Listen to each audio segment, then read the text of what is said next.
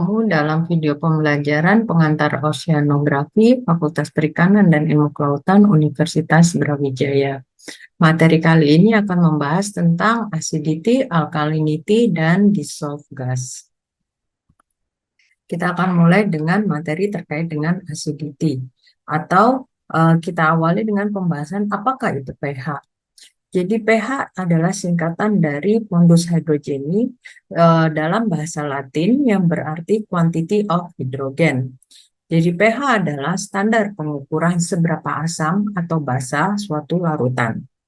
pH diukur dengan skala dari 0 sampai 14, di mana ion hidrogen mengontrol tingkat keasaman suatu larutan. Pada kondisi asam, ion hidrogen lebih besar daripada ion hidroksida, namun pada kondisi basa, ion hidroksida lebih besar dibandingkan ion hidrogen. Gambar ini menjelaskan tentang skala pH dan juga contoh larutan perwakilan dari masing-masing skala pH. Jadi skala pH bersifat logaritmik, artinya setiap peningkatan atau penurunan satu unit pH itu sebenarnya setara dengan 10 kali lipat peningkatan atau penurunannya. Bisa kita lihat di sini 7 adalah nilai pH netral yang artinya tidak bersifat asam maupun basa. Dan kurang dari 7 bersifat semakin asam, lebih dari 7 bersifat semakin basa. Air laut berada pada kisaran pH 8,2 atau sedikit basa. Hal ini terjadi karena unsur-unsur garam yang terkandung di air laut. Apakah yang mempengaruhi pH? Perubahan pH di lingkungan itu dapat dipengaruhi oleh aktivitas batu-batuan atau pelapukan batu-batuan, kemudian hujan asam, kemudian limbah, dan juga karbon dioksida. pH dan lautan. Jadi air laut itu bersifat sedikit asam, bersifat sedikit basa secara alami. Dan kemudian variasi pH air laut itu jarang berubah dalam angka yang cukup tinggi, rata-rata hanya berkisar perubahannya 0,1 secara musiman. Sehingga dikatakan pH air laut itu cukup stabil. Kestabilan pH air laut ini akibat dari sebuah sistem yang disebut dengan carbonate buffering system. Carbonate buffering system mencegah perubahan pH yang terjadi di laut akibat dari penambahan atau pengurangan unsur yang bersifat asam atau basa. Gambar ini menjelaskan mekanisme reaksi dari carbonate buffering system. Jadi di laut, faktor yang sangat mempengaruhi perubahan pH itu adalah karbon dioksida. Dan karbon dioksida itu adalah jenis senyawa yang sangat mudah larut atau bereaksi dengan air. Sehingga saat CO2 bertemu dengan H2O akan bereaksi menghasilkan asam karbonat atau H2CO3. Asam karbonat selanjutnya akan terdisosiasi menjadi ion H+ dan HCO3- atau ion bikarbonat. Dan kemudian ion bikarbonat pun akan terdisosiasi menjadi kembali ion H+ dan hasil akhirnya adalah karbonat. Sehingga dari reaksi air dan karbon dioksida itu bisa melepaskan dua unsur ion hidrogen dan ini dapat mengakibatkan penurunan nilai pH. Namun demikian, karbonat dapat bereaksi kembali dengan air dan melepaskan ion hidroksida sehingga dianggap bisa menstabilkan pH yang ada di laut.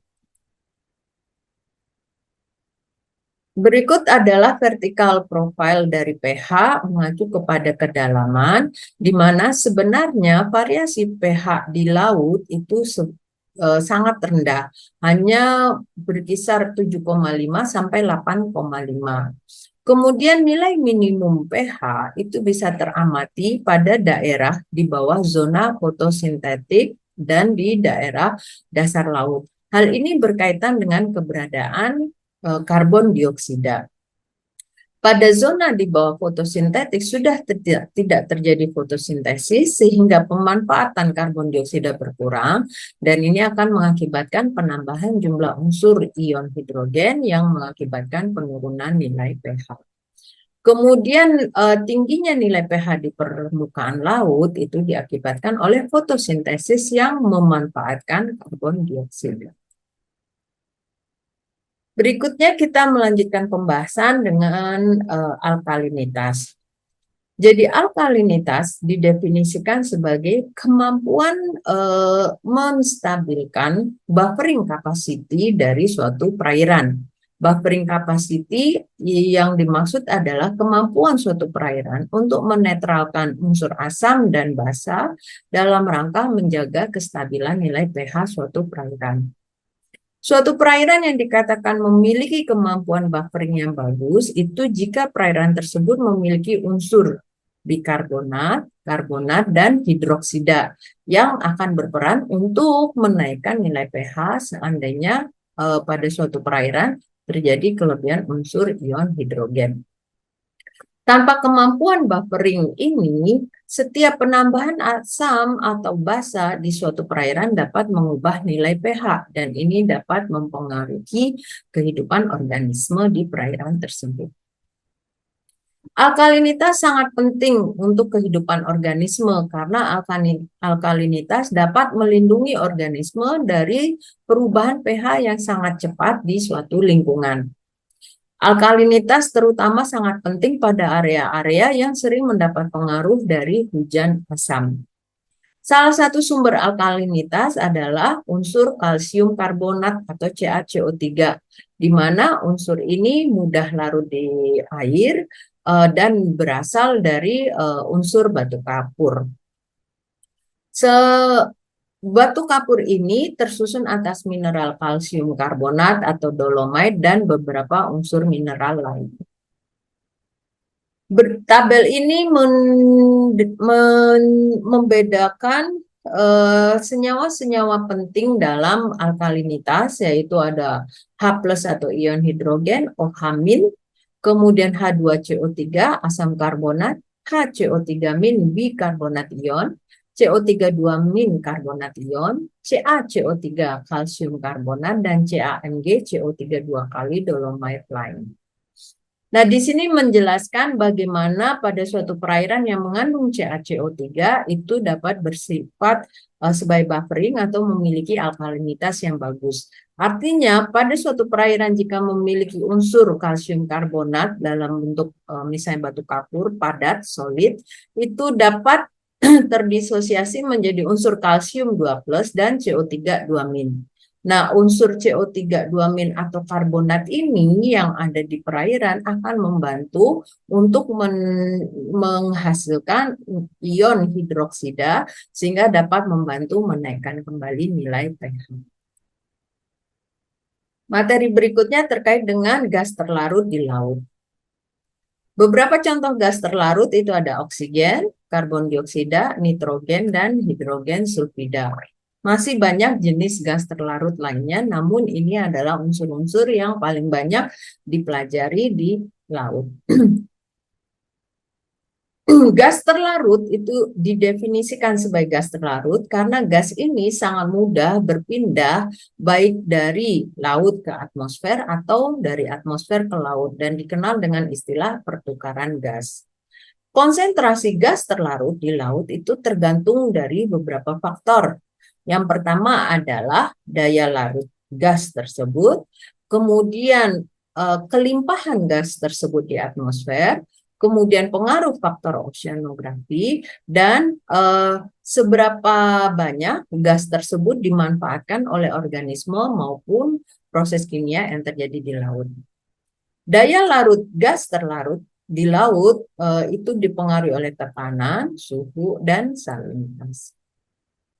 Tabel ini menjelaskan tentang komposisi gas yang ada di atmosfer, kemudian di permukaan laut, dan berapa banyak konsentrasinya di air laut. Kita ketahui jika mengacu kepada persentase di atmosfer, yang tertinggi adalah nitrogen 78%, oksigen 21%, dan karbon dioksida hanya 0,03%. Namun, persentase masing-masing gas ini di permukaan laut bervariasi, mulai dari nitrogen 47,5%, oksigen 36%, karbon dioksida 15,1%. Dan konsentrasi masing-masing gas di dalam 1 kilogram air laut itu nitrogen 12,5 ppm, oksigen 7 ppm, dan karbon dioksida 90 ppm. Angka-angka ini menunjukkan bahwa karbon dioksida meskipun hadir dalam persentase yang sangat rendah di atmosfer, namun di laut jumlahnya menjadi sangat besar karena kemampuan atau daya larut karbon dioksida di air yang sangat tinggi. Untuk bahasan ini terkait dengan oksigen, yaitu gas yang sangat dibutuhkan dalam proses biologi dan kimia di laut. Air laut dapat menjadi jenuh atau tersaturasi oleh oksigen karena sebenarnya laut sendiri selain bisa mendapatkan oksigen dari atmosfer, juga bisa menghasilkan oksigen sendiri dari proses fotosintesis. Sehingga bisa jadi masukan oksigen dari atmosfer itu sudah melebihi kapasitas atau daya tampung oksigen yang ada di laut.